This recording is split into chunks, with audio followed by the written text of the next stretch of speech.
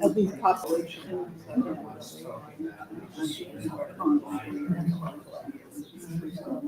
All right, good evening, and welcome to the Carroll County Genealogical Society's presentation on immigration and naturalization. My name is Heather Owings. I am the branch manager here at the Finksburg branch, and I'm also the current vice president of the Carroll County Genealogical Society. As I mentioned earlier, we are we're voting on new officers this evening. So I am going to invite Carol Wheatley from our committee to choose the officers to come up and do a little introduction.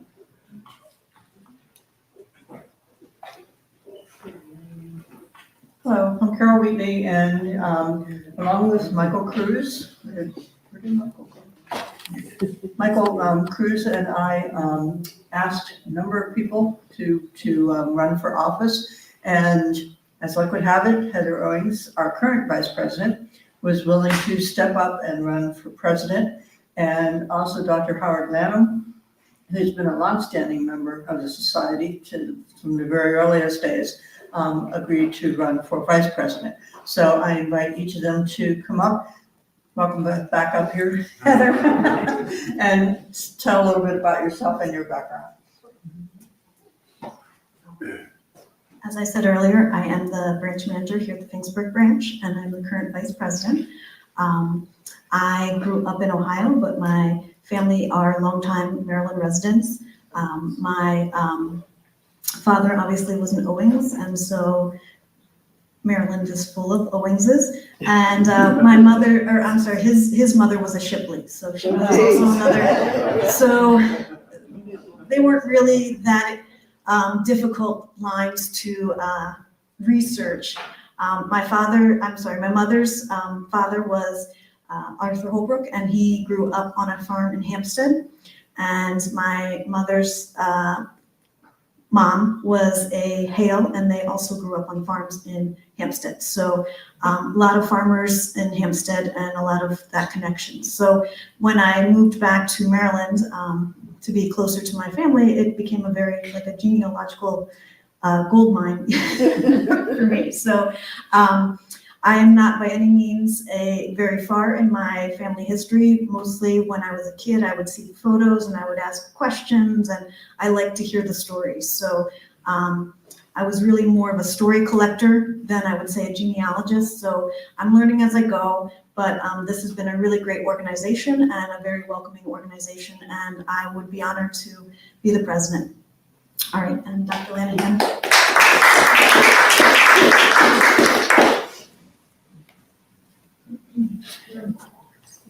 I'm Howard Lanham. I'm a retired internist, retired for the last 10 years.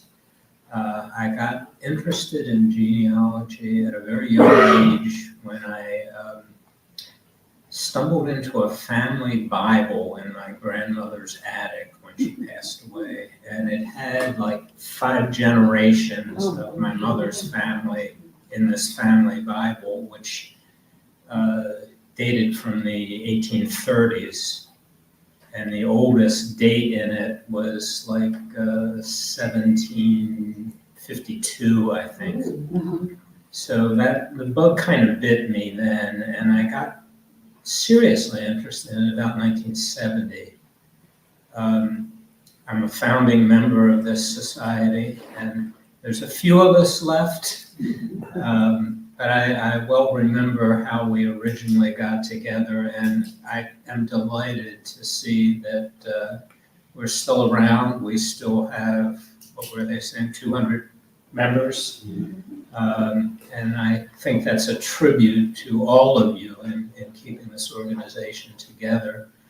I don't have any Carroll County family, although all of my family lines are primarily Maryland or Virginia, but mostly Southern Maryland. And my present habit is that I get up in the morning and I am doing cluster genealogy on the computer.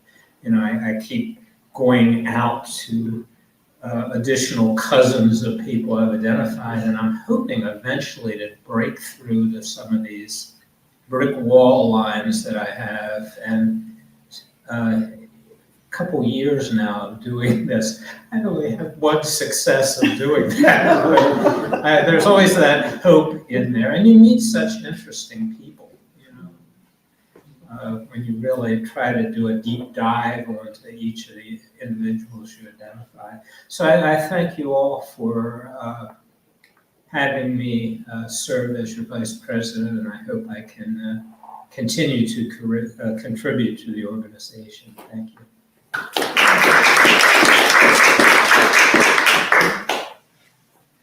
So despite our efforts, we have not been able to come up with anyone who's willing to be secretary. So we certainly are willing to accept any offers from the floor.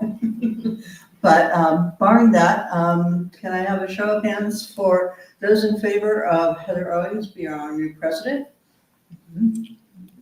There you go. And a show of hands for Dr. Howard Lanham to be our vice president. I see you already have a badge. So you're. Yeah.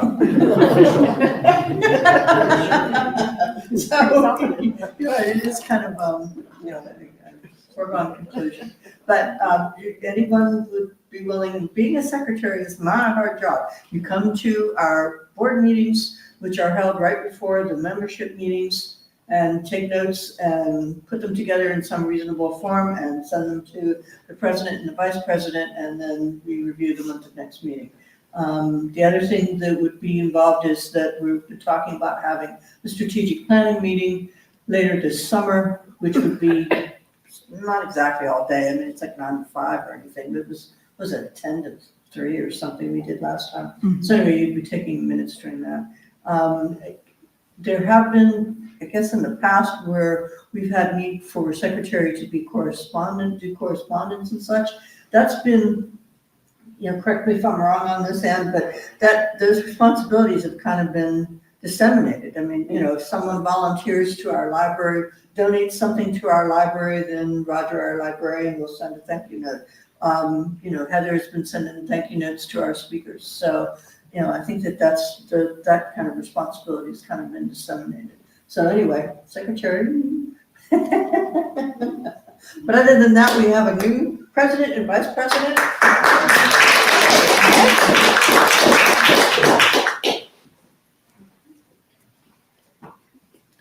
All right, and so without any further ado, I'm going to invite Dave Powell up to talk about immigration and naturalization. Thank you for voting me in as president, and I changed my name tag, so I'm all set.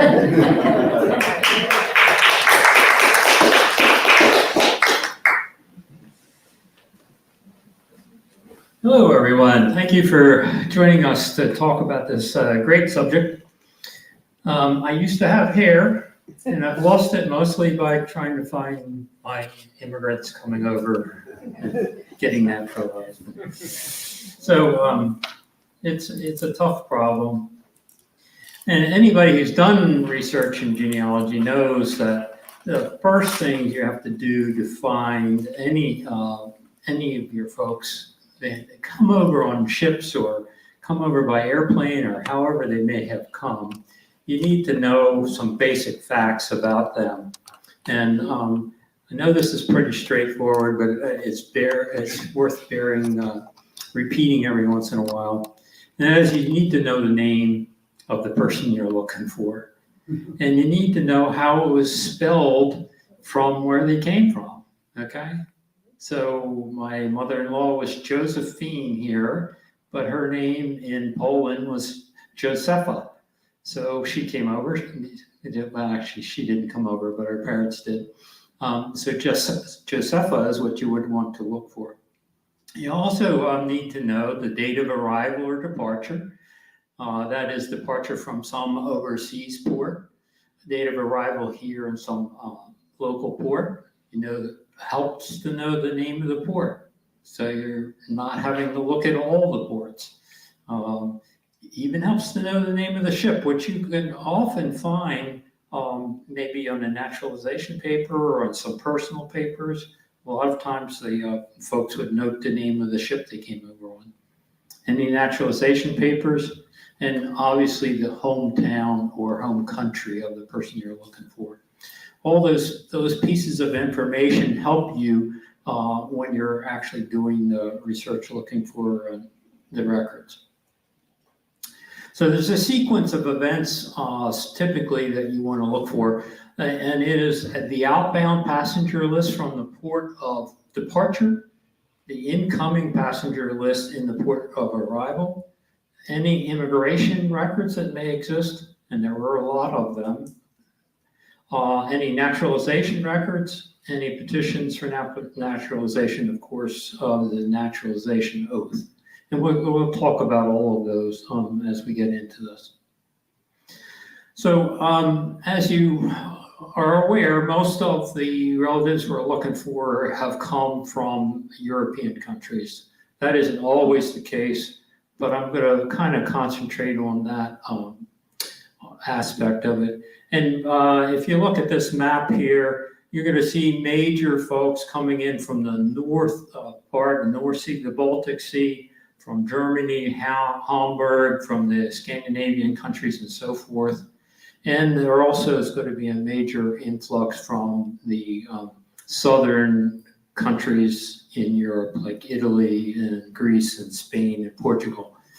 But there are some major ports, and we'll talk about those that are the export ports or the ports of departure. And those are Bremen and Hamburg in Germany for the Middle Eastern countries, or the Eastern European countries, Liverpool in England. In many cases, you may have ships coming from Scotland into Liverpool and then to New York, for instance. Le Havre in France, and then Rome and Naples are the major ports. On the arriving side, major ports in New York, Boston, Philadelphia, Baltimore, New Orleans, and Galveston. And obviously New York is the big one. Castle Garden at first, and then Ellis Island after that. Boston is smaller, Philadelphia is smaller. Baltimore is actually a pretty major port. There are a lot of folks that came into Baltimore and then stayed in Baltimore or moved on from there. And then New Orleans and Galveston. Now, these aren't all the ports. There are a ton of ports, more than I can list here, but these are the big ones. And don't forget Canadian ports. There are two major ports in Canada, Halifax and Quebec.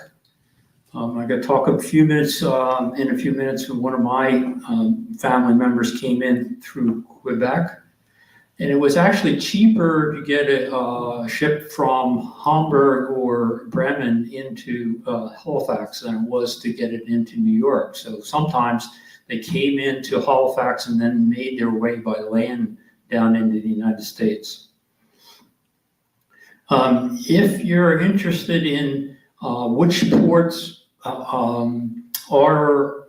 records available, NARA, the National Archives and Records Administration website, has a huge set of all the ports, and by clicking on any one of them, you can see Alabama and Alaska, Arizona here.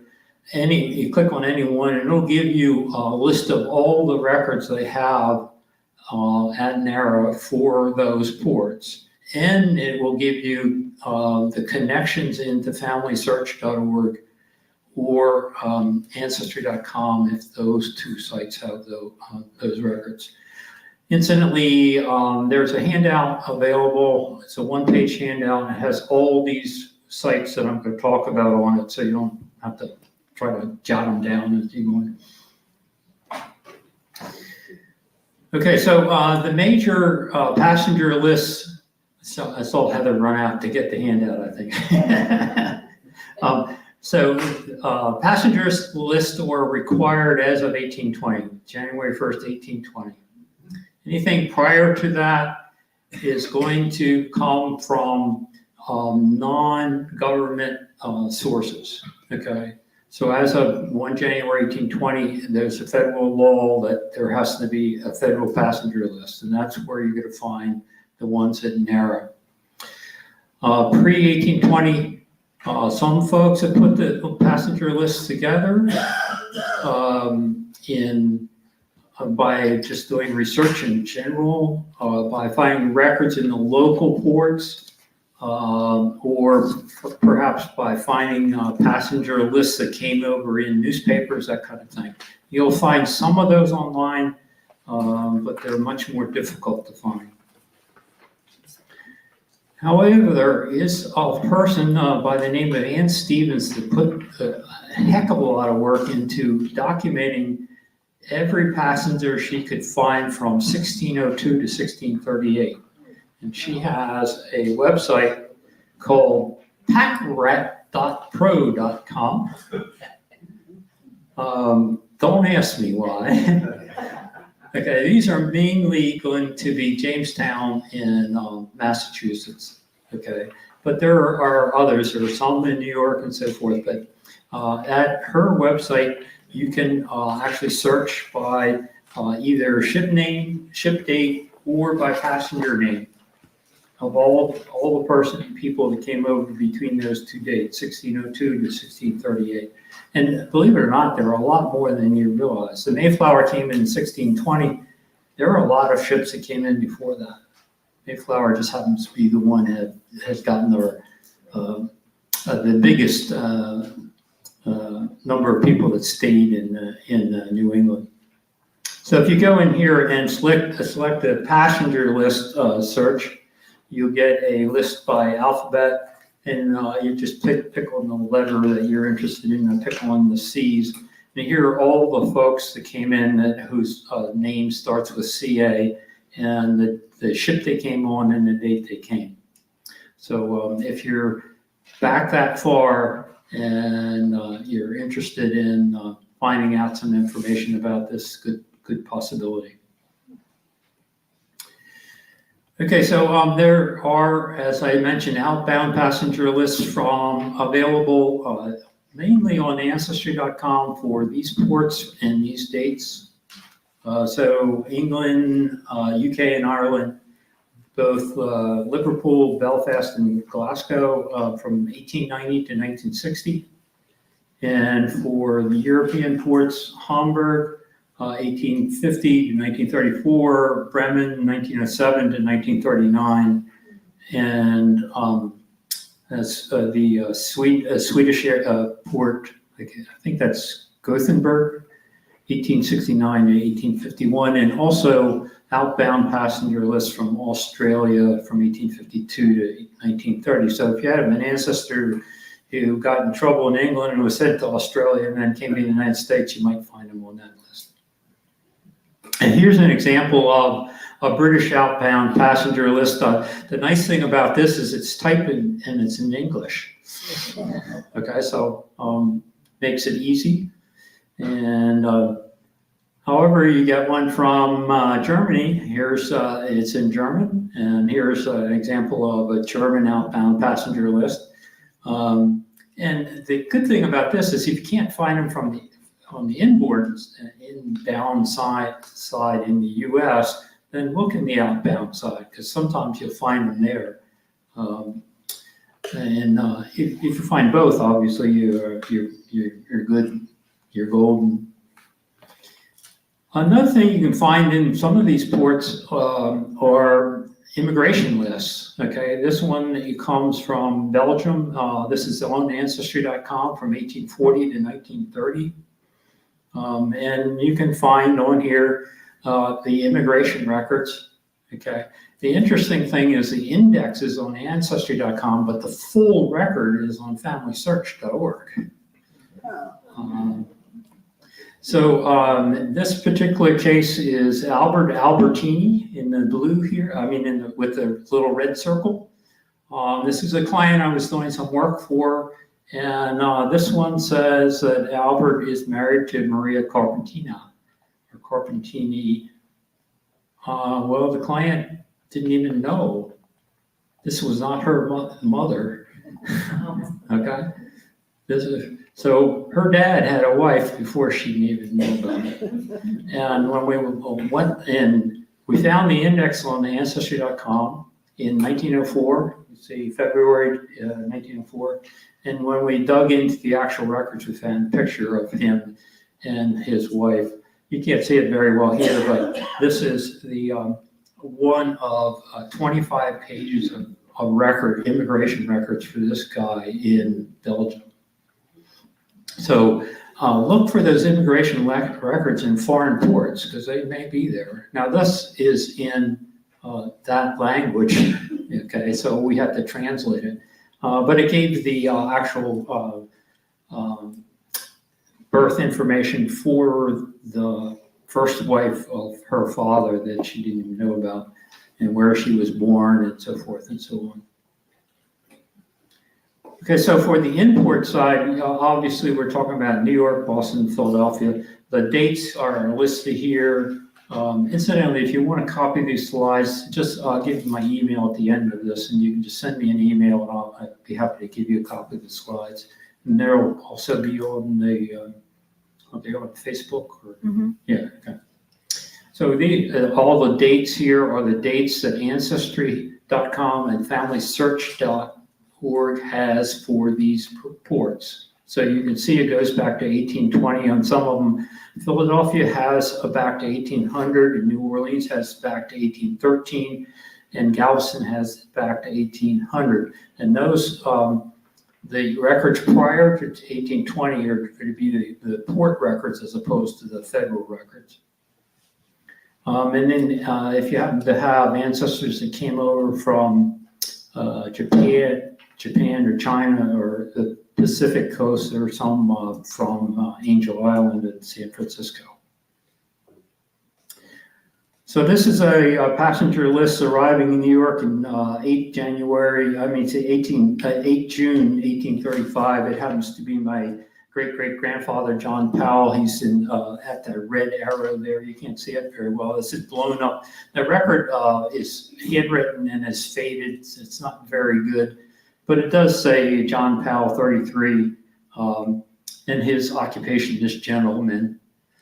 I'm not sure what a gentleman does as an occupation, but he came over because his drapery business in London burnt down, and so he and his wife decided that they would restart their lives in Cleveland, Ohio, for some reason. I'm not sure why they picked Cleveland.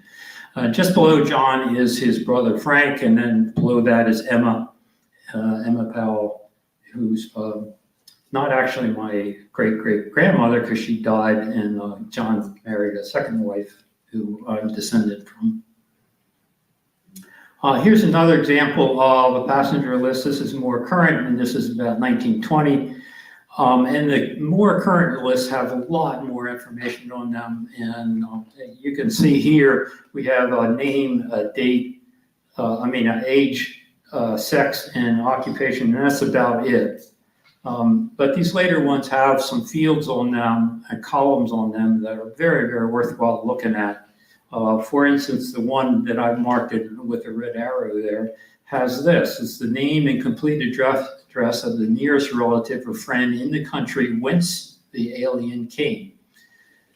Okay, so this is essentially their next of kin from where they came. So you want to look at that because that's going to give you some hints, not only of their next of kin, but perhaps where their town, their hometown is.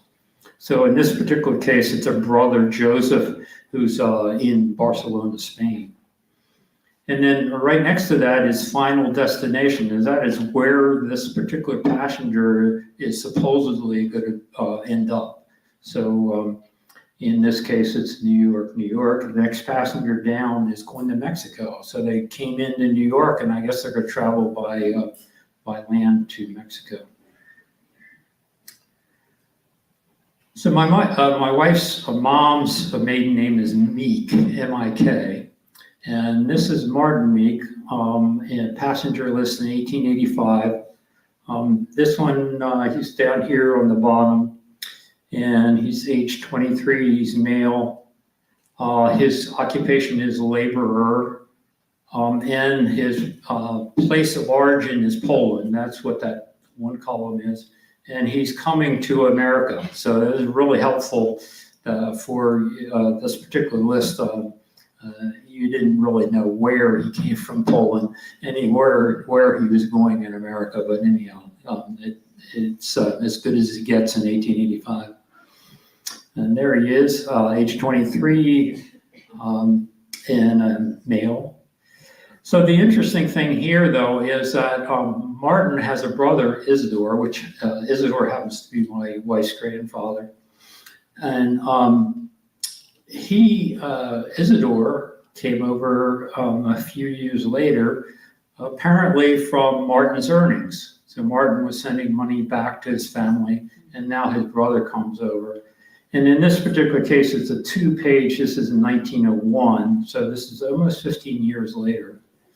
And it's a 2-page passenger list. I don't have the second page on here, but it's the information we were talking about before, where is he going and so forth.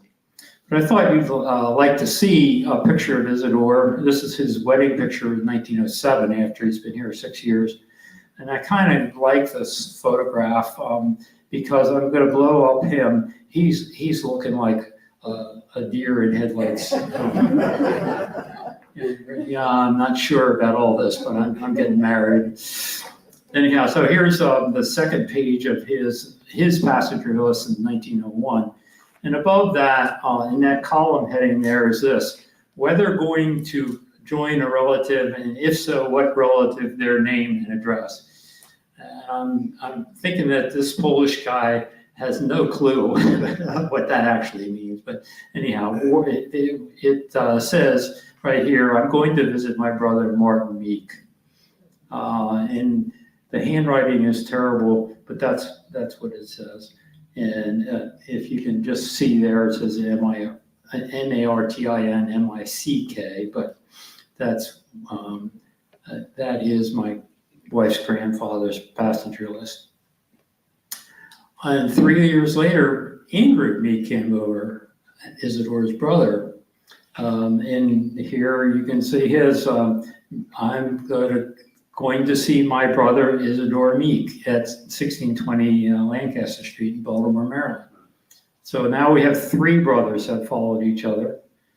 And then a sister came over in 1914 and she followed them. So there's these cascading things that you want to look for. And here you'll see I'm coming to see my brother Andrew, and he's living at 913 Phil Street at this point. So we have 4 different people from the Meek family.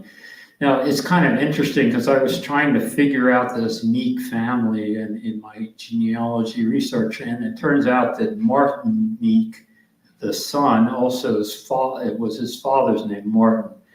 Martin, the father, had 3 wives and 16 children with the 3 wives. So figuring out who was who and all this was not easy.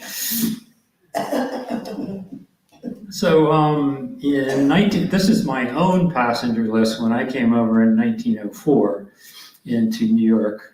So here I am coming in on this ship from Liverpool, and I arrived in 1904. When I arrived, I thought, it was really going to be nice to arrive in New York and what it was like. So I envisioned that it would look something like this, walking off with my suitcases off the ship. But unfortunately, what it really looked like was this. And it was not easy getting here. And since I'm a couple hundred years old now, it's even harder. Okay, so one of the main places to find a passenger list for Baltimore is on Ancestry.com or on FamilySearch.org. And I just quickly go through this. You probably have done this yourself, so I won't spend a whole lot of time on this. But under the search menus in Ancestry.com is immigration and travel is one of the options. And when you select on that, you can put in the name to search for. But if you scroll down on the screen, there are some options to put in arrival date. You can put in ship name. You can put in some other things here. And keyword is where you put in the ship name. One of the things I did here is I just searched for Catherine Meek, which is the daughter that came over. And you can see their circle is Catherine Meek. Now, notice the way that Catherine is spelled. That's the Polish way of spelling Catherine. And right below that is this Polish way of spelling Victor. There are no V's in Polish, so whoever transcribed this saw a W and changed it to a V. So, and then that's the Victor Meek, who is at the hometown, the nearest of kin back in the hometown, and Andrew Meek is the one who's here, and she came in 1914 in Bremen. Notice the way Andrew is spelled is a little bit different as well. So there's what the results screen looks like once I select her off this match. And on the right-hand side is the transcription of the passenger list, and on the left-hand side is the actual passenger list, which is also in 2 pages. And we've already seen a little bit of this, so I won't go through that. But here you'll see the Victor Meek there, and here is the Andrew Meek on the 2nd page. So you do a similar thing in FamilySearch.org. You can go into records, search, and search the name up there. And this time I put in the name spelled the Polish way, and there's Catherine Meek, and you can click on the little camera on the right to get the actual image of the screen, or the sheet of paper which gives you the transcription of what they transcribed from this passenger list. But what you can also do is, instead of searching by name, is you can search by a collection. So if you, instead of putting your name up in the right-hand corner there, you search down here for Baltimore passenger list, and you'll get all the passenger list collections that FamilySearch.org has. Notice that they have a Baltimore passenger list index from 1820 to 1897, but they actually have the passenger list from 1820 to 1948. So, and there are a few other. I just put Baltimore. You can see they have Baltimore, Loudon Park Cemetery, and some other things for Baltimore. So you select Maryland Baltimore passenger list, put in the name, and here notice they misspelled the M-I-K, and it comes up as N-I-K, and there again is the passenger list. Okay, so I wanted to mention some things about passenger lists that some people are aware of and some people aren't. Is that a lot of the most current ones, certainly the ones after 1906, have, besides the passenger lists themselves, the names and so forth, they have a whole bunch of other stuff. Now here's an example of one, and notice the numbers here. And you might be able to see right in the center there, 220043 with the date behind it. That's their immigration file number. And with that number, you can go to USCIS, and I'll show you in a few minutes how to do that, and put in and pay them some money, and they'll pull file number 220043 and send it to you for $30.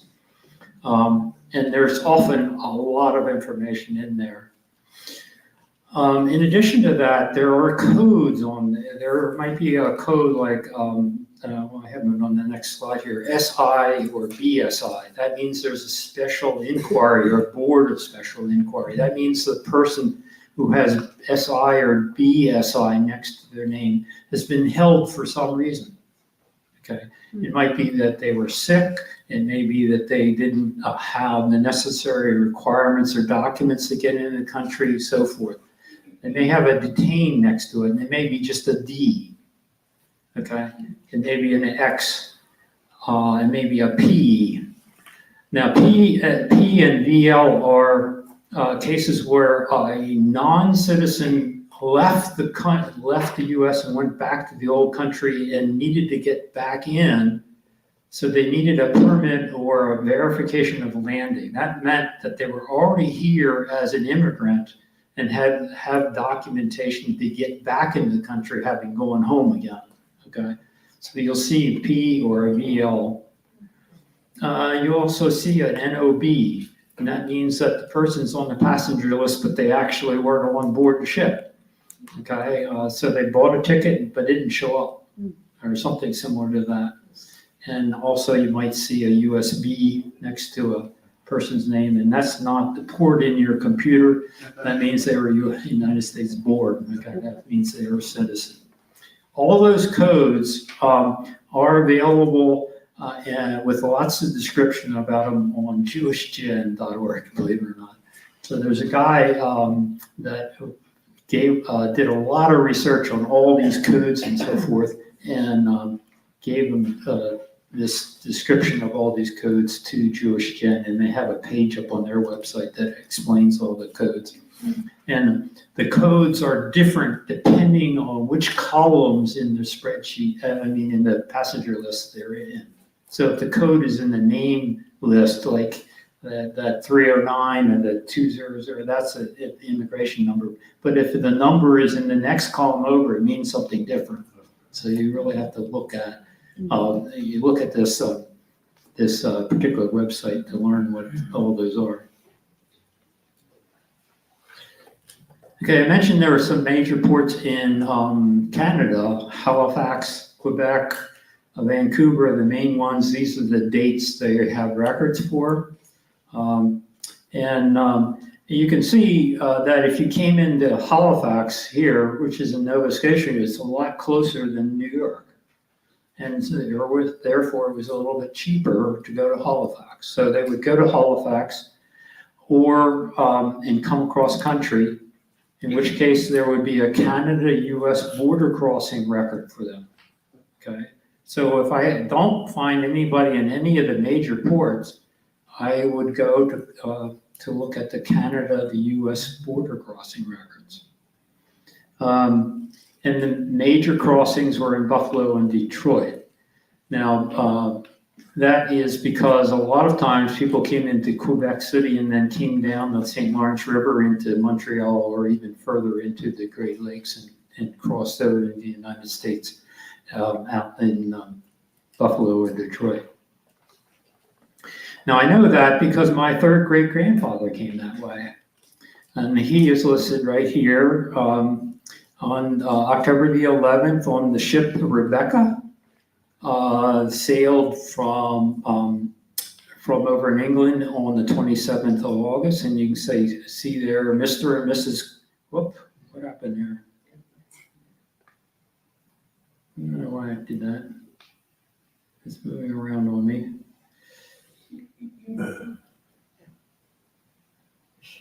It's doing it on its own here. There we go. Okay, so Mr. and Mrs. Claycorn and family, see that? And so this is actually a ship arrival in Quebec. So I know they're in Quebec because it's there's the name. And then on the next thing I was able to find was a ship passenger list from Quebec to Montreal. And that's on ship's list. This is another website. And it's maybe a little difficult to read, but I'll read it for you. Right here is Mr. Claycorn and lady, and 3 children, 12 and older, 5 children under 12, and 3 children under 3. So quite a few kids. I can't imagine coming across the ocean with that many kids. I think that it totals 10. I'm not descendant from any one of those 10.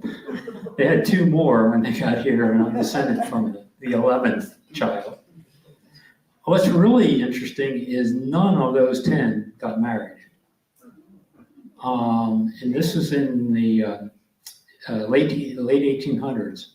So I'm really surprised, but there are 10 third great grand uncles and aunts that I have that never had kids, never got married. Okay, oh yeah, I see I blew it up for you. So they arrived at Quebec on October the 11th on the Rebecca, and then came down the St. Lawrence River into Montreal, and actually they settled in Montreal. Okay, so I've already talked about Ancestry.com and FamilySearch.org as having the best set of passenger lists. Those are available online. There's a site I'm going to talk about in a minute or two about SteveMorris.org. Canadian passenger lists are available on the Canadian National Archives at that site.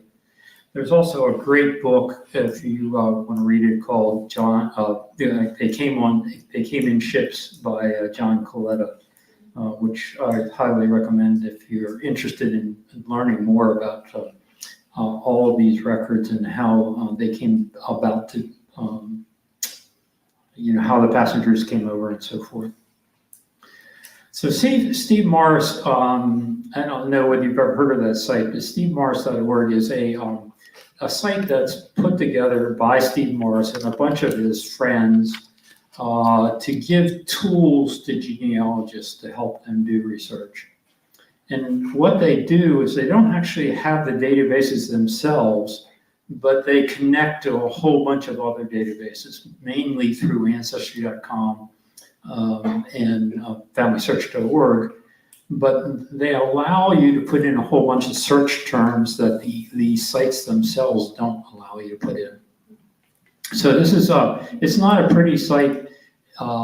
It's not built like Family Search, and it doesn't have a whole bunch of ads on it or anything. It's just out there.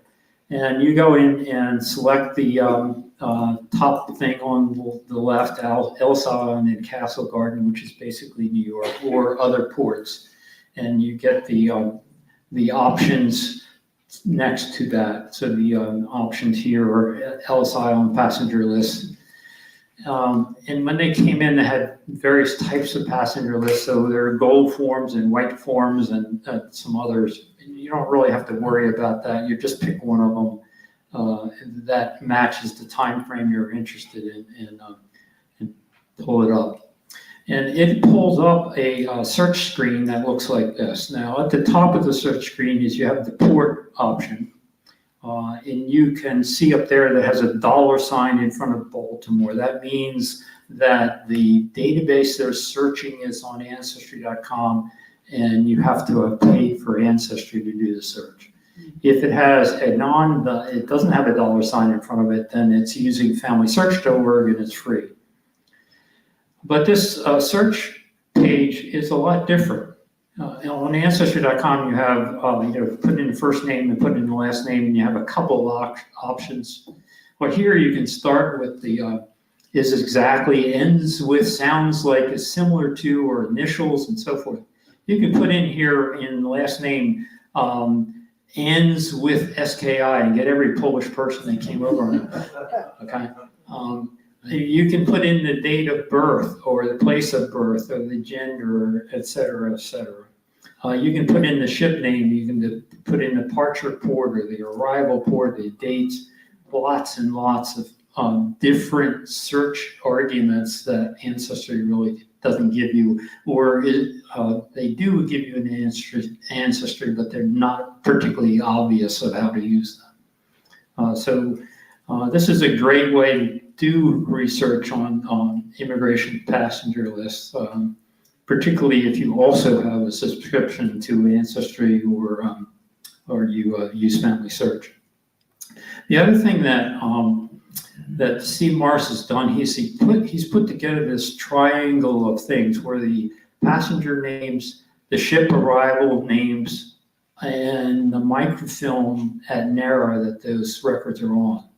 So if you have any one of the three sections of the triangle, you can get the other two. Okay. Now, I don't know why you would necessarily have the NARA microfilm number and nothing else, but if you did that, you could still get to the passenger list using this website. And you can do that. by picking the narrow roll and the narrow and family history library roll number. You put the date in the roll number, and it actually comes up with a passenger list, believe it or not. So, and if you look at that, there you would see one. Okay, so I'll stop for a second about passenger lists. Any questions or obviously I would take questions at the end too if you're interested. Okay, so we move on to naturalizations now. Have you heard anything recently about border crossings in the United States? No? Haven't heard anything about immigration problems or anything like that? Guess what? It's been going on since 1790. Okay? 1790 was the first law that was passed in the United States about naturalization. Okay? Prior to 1790, it was up to each individual state. So who knows? Prior to that, you get kind of weird thing. But if you go and look at the history of the naturalization laws, it will blow your mind. It's just unbelievable. I picked just a few of them to talk about here because they're kind of the bigger ones or the major ones, but there are a whole bunch more. So in 1790, when they passed the law, basically they passed it based on white males. Okay, so if you were a white male and you came in and you wanted to become a citizen of the United States, you applied for citizenship. Any of your family would also get citizenship automatically when you got citizenship, okay, for children under the age of 21 and for spouses. There was a two-step process back in 1795. That is, you declared for naturalization and then you petitioned for it, and there was a 5-year waiting period between the two, okay? I think you probably heard that. Did you know in 1798 they changed it to 14 years? Well, they did. And guess what? 3 years later in 1801, they changed it back to 5 years. So if your ancestor came in over between 1798 and 1801, they had to wait 14 years instead of the 5 years. Wow, that kind of messed things up, right? So from 1855 to 1922, an alien woman became a citizen when her husband did, or she married a citizen, okay? And that was unclear earlier, as opposed to somebody who was a citizen and married a non-citizen. 1868 was the first time they allowed ex-slaves or freed slaves or citizenship. Okay, they were emancipated earlier than that, but it wasn't until 1868 that they passed the law for it. It wasn't until 2 years after that they allowed folks from African ethnicities to get citizenship. So 1868 was for freed slaves, but it wasn't until 2 years later that African Americans get it.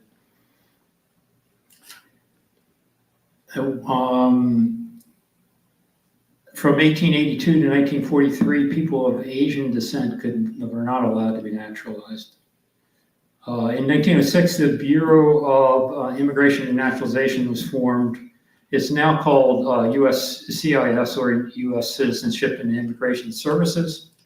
So 1906 to current is what USCIS has, and we'll talk about that in a few minutes.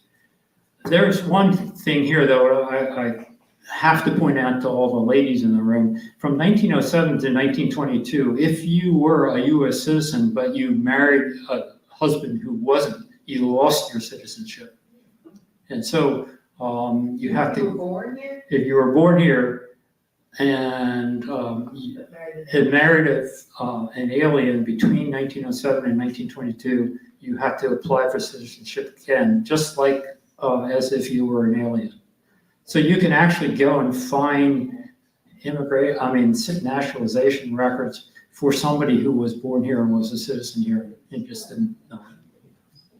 It wasn't until 1946 that Asian and Filipinos were allowed citizenship. And those are just the big ones. These years here, I just listed it. There was a naturalization law passed every year in all these years. There has not been one passed for the last 10 years from 2014. So thus all the discussion we have. Okay, the process varied a lot, but it's basically 3 steps. Declaration of intention, that is, you fill out a paper saying, I intend to become a citizen. You wait a 5-year period, typically it's 5 years, it changed a couple of times, but and then you petition for naturalization. Once you go through that process, then you get an actual oath of allegiance and you're a citizen. So some examples here. Here's citizenship paper or declaration of intention from Ernest Parkton in 1910. And what's really nice about these naturalization papers, if you can get them, to have a tremendous amount of information on them from a genealogical point of view. That's great. In this particular case, you can see he's age 23. He's a carpenter. He has a white. He's white, he's fair complexion, he's 5 foot 5 inches tall, 130 pounds, brown hair, blue eyes, and has no visible distinctive marks. He was born in Bradford, England on the 1st day of December in 1877, and he resides now in Philadelphia. He came over from Liverpool on the ship Irving, leaving from Leeds, England, and further down it has the date and so forth. So there's lots and lots of really good information here. So 7 years later, he put in for the petition. He had to wait at least 5 years. He waited 7. Don't know particularly why, but and again, this piece of paper also has a lot. So if you can find either one of these pieces of paper, it's really great. These records. Again, you see he's a carpenter. The birth dates match, which is really nice on the two. Here also on this one, he has to list his spouse and her birth date and location. So you can see Mary here, born in 1875, also in Bradford, England. And then below there are the children, Thomas and Morris. And Thomas was born on March 28th in 1904 in England. And Morris is 18 May in 1907 in Philadelphia. So on this piece of paper, there are 4 individuals, Ernst, Mary, Thomas, and Morris. Morris is the only citizen. He was born here, he was a citizen, the other 3 are not until Ernst took his oath of office, or oath of allegiance.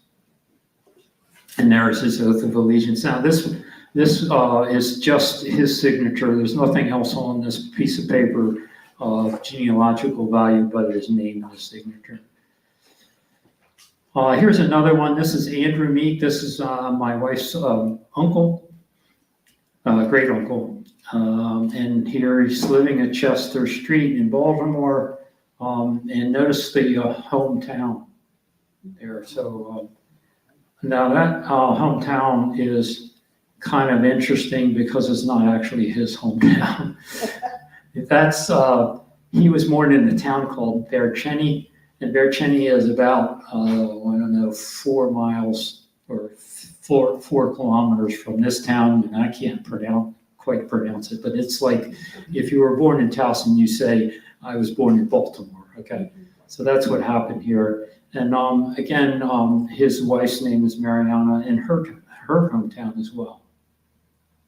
So, and the marriage date is on here. So, as I say, if you can find these records, they're really wonderful. And then all 10 of his children, all born here in Baltimore, so they're all citizens, but their parents aren't at this point. Incidentally, notice here at the bottom, it came on June 3rd, 1904 on that vessel. So we have a date of arrival and the name of the ship. And it's also here under his name. Notice he spelled his name the way it was spelled on the ship's manifest. He's Andrew here, but on the ship's manifest it's spelled with Jedrezej.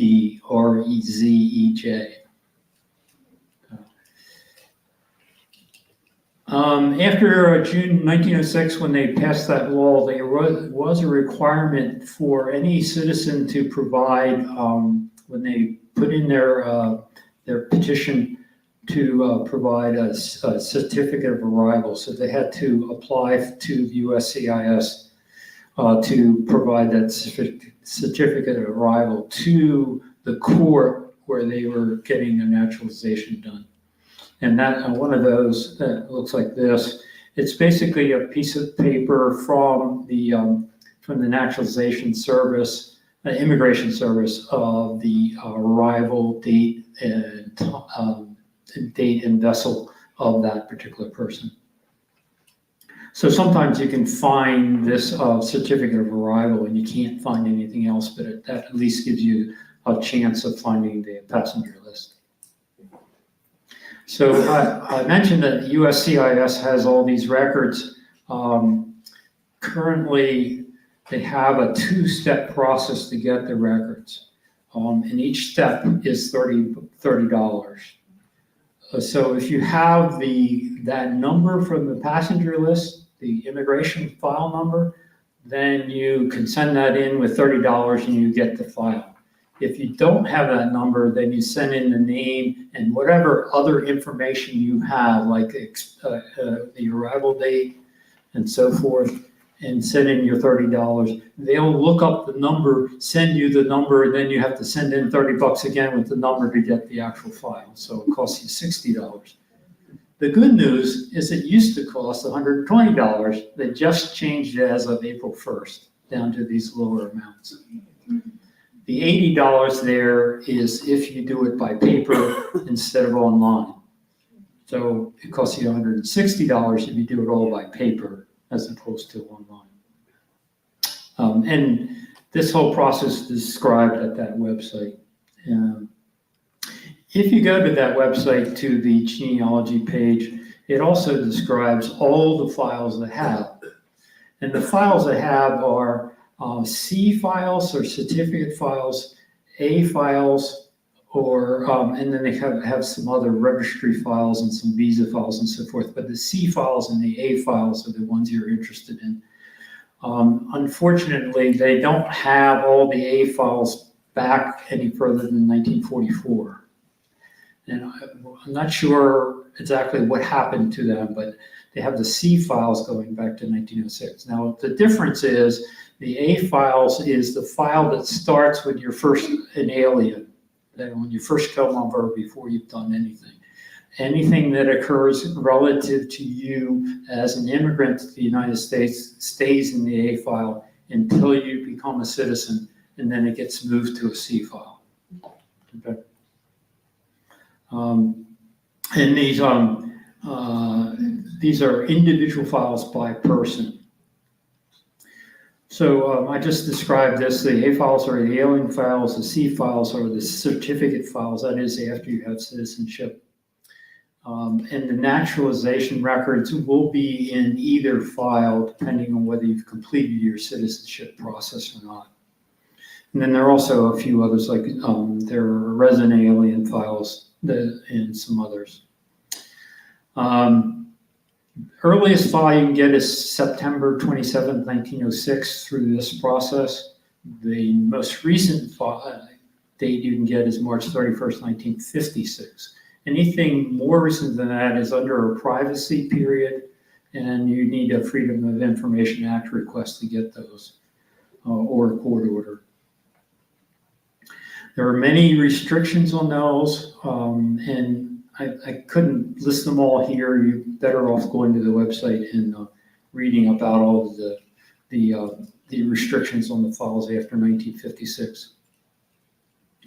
Okay, so the process is, I've already mentioned, if you have the file number, you go down the left-hand side of this process, you pay your $30, and they keep your $30 no matter whether they can find the number you gave them or not, okay? And if you don't have that file number, then you go through the right-hand process. You get the file number for your first $30, and then you go to the left-hand side and do it again for your second $30. Okay. The good news is, I already mentioned that. The good news is that they have over 60 million files. Okay, so they have a tremendous amount of information, and they have finally started moving them from USCIS to NARA. So you can go to NARA and get them for only $27. So it's really good. Get $3 off, 10% discount, right? And we'll talk in a minute about how you get them at NARA. So they are moving them over so slowly, but they only have about 1.3 million of them moved so far. And apparently the issue is funding, and so who knows when that'll actually happen. So if you want to look for them at NARA, and I recommend you do this first because many of the ones in NARA are online. You don't have to pay for them at all. And if you can find them in NARA, then you don't have to go through the USCIS process. And the search site is on the handout, but you essentially type in the name. All you do is type in the keyword search the name. So I searched here for Malinowski, which is my wife's maiden name, and you can see I got a bunch of hits. Notice that one of them was this Bronislaw Malinowski, and the icon there shows the actual document. So if I click on that, I get the actual document. In this case, it's a certificate of arrival document. Okay, so this tells me he came in on the Frederick Gross vessel on October 31st, 1907 into New York. Okay, and then further on, I have his petition for citizenship. So here's all the information about him. It's right online, on NARA, no cost. Now, that's only 1.3 million out of the 60 million, but you may be lucky and find that. Here's an oath of allegiance for him. Now, there is also another one out there for Francis Malinowski, but notice the icon has a sheet of paper. It doesn't have the image of that means that it has not been imaged yet. You can't find it, and you have to pay the $27 to actually get it. Okay, you fill out the information that is on the bottom of that screen on this form number NATF37 and send it in with your $27, and 4.5 years later, no, whatever it is, you get the results. Incidentally, anything after 1890 is $40 for some reason. Things before 1890 are $27. That's your government at work. Okay, so quickly here, I'm going to switch now to what you can find at the Maryland State Archives in terms of these types of records. And you would go into the Guide to Government Records at Maryland State Archives if you haven't done this online, reference and research. And then down here, you'll see a whole bunch of things you can scroll through, and there are a bunch of stuff, but one, there are death records and birth certificates, et cetera, but one of them is immigration and naturalization records, and you select that. And then I highly recommend you read this next page. And it describes all the stuff they have for immigration and naturalization. They have Maryland indexes. They have some of the actual indexes online. So you can search for them online, but they do not have the actual papers. You will not find any naturalization paper or any petition or any of those others that I just showed you. You have to go to Ancestry.com or Family Search to get those, or to the court. So one of the things that you can do when you look at this index And it's a process you go through to search for the particular date in alphabetical order you're interested in. So I'm looking for, in this case, it's 1796 to 1933 for the MANs. And once you do that, it asks you to view that PDF file. You view that PDF file, and then you go through all the M's until you find the one you want. Okay. In this case, this is my wife's grandfather, Anthony Malinowski. And notice that here it gives you the court. So you need to know the court where they filed the naturalization paper. So the Court of Common Appeals in Baltimore is where you can find that. And the declaration and petition for that is on volume 5, page 447, or volume 5, page 242. And you would have to go to the Court of Common Appeals records in those volumes and pages to find the actual documents. Again, I would search on Family Search or Ancestry first, because you may find them there. But if you can't, then you can go to the Maryland State Archives, to the Court of Common Appeals, and do the search that way. I won't go through this because it's pretty much the same as looking for passenger lists. If you want to search for naturalizations on Ancestry.com or FamilySearch.org, it's the same process. You look at immigration and travel, and instead of looking for passenger lists, you look for naturalization. And here is the Maryland naturalization petitions from 1906 to 1931. And incidentally, notice the Maryland State Archives had back to 17 something or other, and this one starts only in 1906. And the reason for that is because of the law that came into effect in 1906. But in any case, you can look for all of those things, and now I better shut up.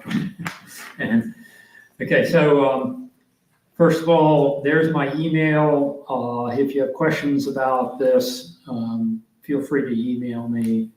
I know I covered an awful lot in an hour. You should have a handout that has all those sites on it that you can use to look up these records. And finally, if there are any questions I can answer right now, feel free to yell out.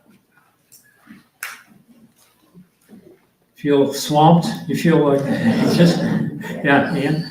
Were there a lot of illegal people coming in during the early years? Well, that's a good question. Yeah, like, obviously, yes. Because I think there's an ancestor in my husband's family where they came in to Halifax and.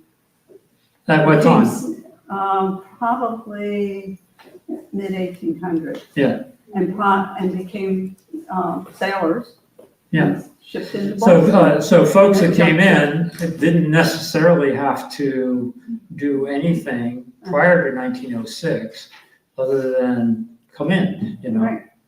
And if they didn't go for naturalization, then they were free to do whatever. And you might call them illegal, but I mean, most of us are probably in that category. They came from where our ancestors came in that way, right? I certainly know of a number of my ancestors did not get natural and did not get a citizenship. You know, that's just and this particular fellow did not either. Yeah. So now you said they came into Halifax. I think so. Yeah. So definitely look at the border crossings. Mm-hmm. Both in Detroit, in Buffalo, and in Maine. And they're on Ancestry.com. Yeah. Wanda? My ancestors came over from England in around 1830. I couldn't find them on any. Yeah, prior, you know, there's early records. Would they have to be naturalized since they were from England, but it was after 1776? Yeah, they did not have to be naturalized, no. But after 1820, there were passenger lists. I know. I looked at every one at the National Archives. Yeah, but They supposedly came in through Mobile. okay. The only other thing I could suggest is look at the newspapers in Mobile at the time. Because newspapers often would have a list of the passengers that will arrive in that port for that day. So that's one possibility. But, yeah, you had a, Yeah, I'm a naturalized citizen. Came over from Germany in 1957, and I was drafted in the army, and they sent me right back to Germany. okay. That's not funny. Now, you do bring up a good point though, because there are different laws for folks that served in the military that were aliens who were not citizens. So they often did not have to wait the 5-year period. They had a shorter time frame. So if you're looking for, Attention please, the library will be closing in 20 minutes. Yeah. If you are working on the public internet, please save or print your items now. The computers will automatically shut down in approximately 10 minutes. Once they are off, we cannot retrieve your work. If you have items to check out, please come to the circulation desk. The library will close in 20 minutes. yeah, so for people that came in and were not citizens but served in the military, they when they did apply for citizenship later on, they did not have that 5-year waiting period. It varied between 1 and 2 years depending on the wars and the time frames of the laws at the time. So, I waited 5 years, did you? and I was in the courtroom. It was November 22nd, 1963, Okay. when Kennedy got shot. Okay. That's when I became a citizen. Interesting. So I can't, I should stress looking at the naturalization laws that were in effect at the time that you're looking, because it did vary a lot. And there were other exceptions besides the folks that were in the military. Yeah, What about people who were brought over as indentured servants? Like in in the early, there are a couple of things with that. I'm not an expert on that, but look at court records and land records, because the indentured servant agreements were often in either one of those. And they would not necessarily factor into any of the other records if they didn't ask for naturalization or citizenship. But I found them both in land records and in court records. Any questions? All right, thank you very much. Thank you, David.